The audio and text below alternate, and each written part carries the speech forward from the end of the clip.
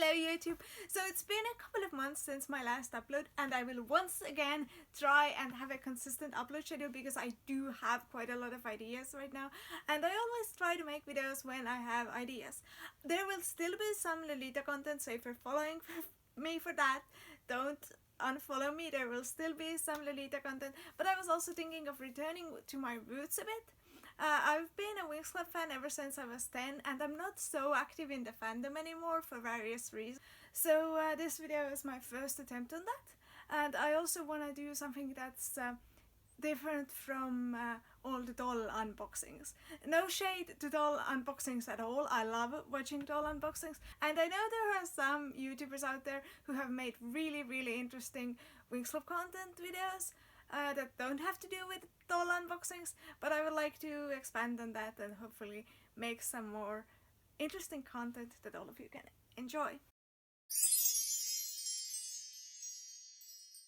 So with that in mind, let's get to today's video, which is about the collectible Winx Club card game. This is not a thorough tutorial on how to play this. This will give you the basics of the game, and if you wanna get really into in details on how this game is played, then I recommend you either buy it or you leave a comment below with your questions, and I can make more videos explaining things about this game. Because this game, not only was this the first piece of Winx Club merchandise that I ever owned, and also the first piece I ever sold in my country, this is one of my most played card games. I haven't played it in a couple of years, I think, but when I take the number of times I have played any card games that I have around in my house, I think this one has got most plays out of me. So I really do enjoy this card game, and I'm gonna tell you all about it. And then I'm gonna teach you the basics of how to play it. So if you'd like to skip ahead, I will try to put some timestamps so that you can skip ahead to the tutorial or some other part. So this is the season 1 version of the card game. There were also, I believe, 3 different season 2 versions made after this. I do not own the season 2 versions. I did, however, got some of the booster packs for season 2 when I was collecting these cards. The cards were interchangeable, which meant that you could get the season 2 booster packs and still pretty much without many problems add them on to this game. First of all, we have this boring, very badly preserved A4 on a white sheet, which is the Estonian instructions. On that note, this game comes in several languages. This is the English version, but it also definitely came in Italian, French, and I think German as well. It may have come in some other languages as well, but these were the only ones I have stumbled across. So if you want to buy this game, make sure you buy the right language version. So this is the tiny instructions booklet. This is basically all of the same information that we have translated here. This one is of course much more beautiful. It has the official artwork, and it also has pictures that explain to you how the game is played. This one is a really good, nice, quick guide to how the game is played, and in addition to that, it also has this little Meet the Winx Club and the Tricks part where you can find out some basic information about all of the Winx Girls, which I also thought was cool as a kid, because I think this was the first time that I had confirmation that Stella is a year older than everyone else, for instance. And yeah, but this is all based on season 1. So for instance, we don't even know what Bloom's power source is, according to this booklet. So, then it has a... I should explain the basic premise of this game. Unlike some other tradable card games where you play against your opponent, in this game you're all the Winx Girls and you play against the game. So you try to beat the game. So in this game you collectively need to earn at least 20 points to win. I just yesterday found out that there was also a competitive version, which I had no idea of. I don't know if there were actual competitive tournaments played on this game. I have seen no proof that there was, but if you know anything more about that, please leave that information in the comments below. It would be so interesting to know, because I was very young when it came out and I wouldn't have known about any kind of competitions that might have gone on in Italy or America or anywhere else. I think most likely in Italy, but okay. So this is the points counter, and these scrunchies, they did come like these hairband like rubbers. They did come with the game, and they are here so you can count the points. So we also have a game mat, which I will talk about more in the future, and we have a crap ton of rings. If you're thinking, why the hell do I have so many rings, then the game originally comes with 2 rings. This one bloom ring, I believe this is the original one. I have several, but I believe this might be the original. This bloom ring with bloom's wings, and this Stella ring, which I only have one of. And the wings are so distorted because I have put all of my rings inside this case and there's only room for 2 of them. But you get an extra ring in every booster pack, which is ridiculous because you don't actually need them. You need 1 ring per player, and you can only play this with 5 people. Or 6, I think, in the later versions when they also had Layla. Or Aisha. So yeah. These rings, every player gets one, and at the start of the game you put the ring on your pinky finger, and then it goes through all of the fingers, and once it hits the thumb, the game is over.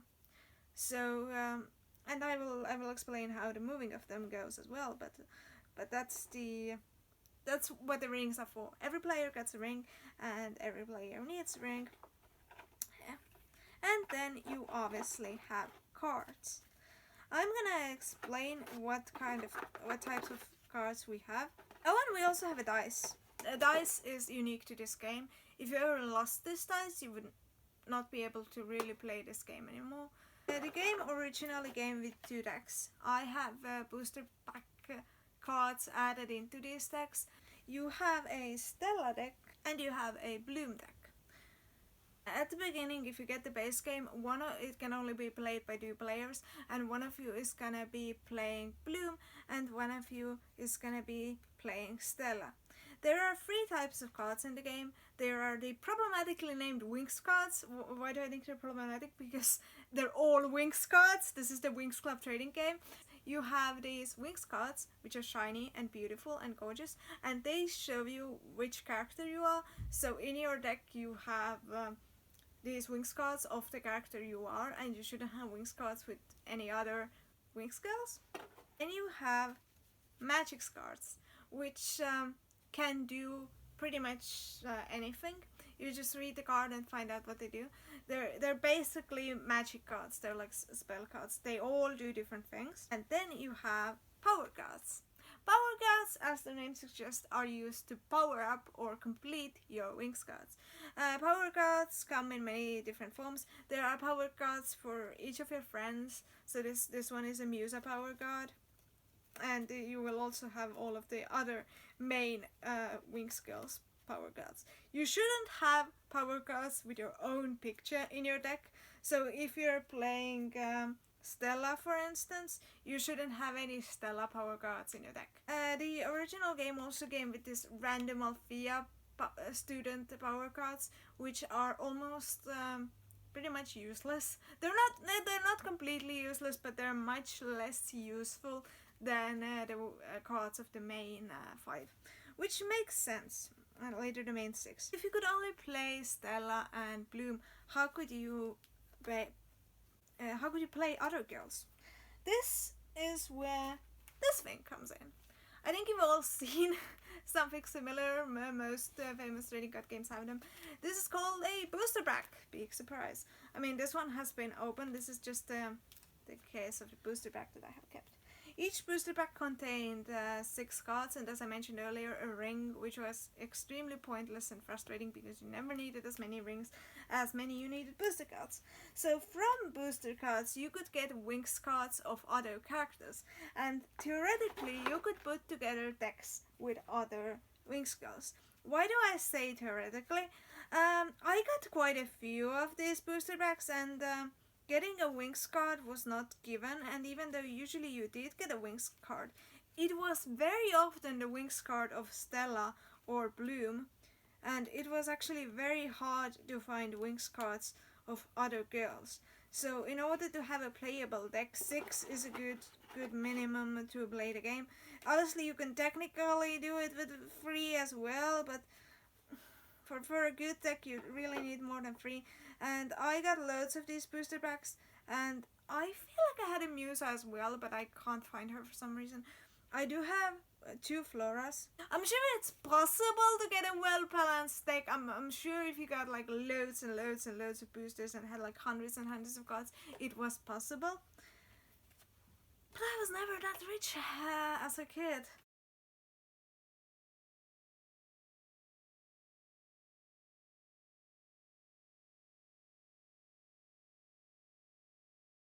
So gonna show you the differences between season 1 and season 2 cards. You can play season 2 cards in a season 1 deck because all of the backs are exactly the same, but the front designs did change. You can see the newer magic card is slightly lighter, and the picture is round and the text is warped, so it looks different. They also added Pixies and Aisha or Layla into the newer game, which you could still technically use in the older version as well. They just probably weren't as useful as they would have been in the season 2 version. So here we have a Pixie card and a Layla card, and here we have a random Althea student from the season 1 game. And as you can see, in the season 1 these speech bubbles are underneath the character, and in season 2 they were always above the character. So that's the main difference they had. The season 2 boosters also included these magical makeup tip cards, which I guess are supposed to make the game more girly. They aren't to be used in a game, they just give you makeup tips, literally. They're quite pointless in my opinion, but I did like them because they always have this shiny glittery one. I have a Musa one as well, and I think there was just one included in every booster pack. I would like to mention one more thing. There was also this binder that you could get. Fun fact, they still sell this binder. And I told you I got this game when I was, I think 10 or 11. I'm 26 now. They haven't like reproduced these ever since they produced this season 1 card game, and you can still buy this from a game shop. I know a game store in Estonia that actually still sells these, and I've considered buying them just to like maybe store some other cards in, because in this one I store my Mattel doll cards, and I also store this really obscure other Winx Club card game that I have. If you'd like me to talk about this Italian game, which I don't think I ever learned properly because it's in Italian, but if you'd like me to talk about it, I will do my best. And now that we have covered all of the basics, I'm gonna show you how to play the game. To start the game, the first thing you need to do is set up your game board. This game board, I would say, is rather badly designed because it only clearly has room for the 2 starting players, for the 2 starting decks that you get in the starting kit. And if you were ever to complete another functioning deck with another Winx girl, there is really no room for you to play this deck on here, although the game is supposed to be played with up to 5 people. So in order to set up your game, you need this counter, your dice. You also need the cloud of a card that comes with the game that you will then put in the appropriately marked area. This is important for later. You also have these very clearly marked places for your deck. So each player can just place their deck here.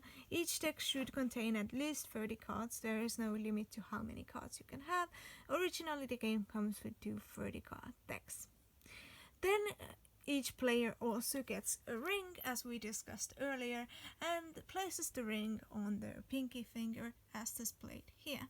You also have a discard pile for discarding your cards. Each player draws a hand of 6 cards. Assuming you actually got a Winx card in your hand, you can play that Winx card on your field. You can play at least you can play up to 3 Winx cards in front of you and no more. Every Winx card also should have sufficient space between themselves, because you need to put a card on each side of the card. So now we're gonna be talking a bit more closely about the Winx card. As you can see, each Winx card has a PowerPoint that's next to the character's name. This is the card's value. The higher the number, the harder it is to complete the set, but the better luck you will have in the battle. Here we have 2 Stalagots, and as you can see on all 4 sides there are these little arches. These arches come in different colors. As you might be able to tell, these colors represent a different Winx girl. The arch above says happiness, the arch on this side says friendship, the arch over here says courage, and on the bottom it says charm. The power cards in your hand also each have one of the same attributes that you can see on the little arches on your Winx card. Red applies to Musa, blue applies to Bloom, and so on and so forth.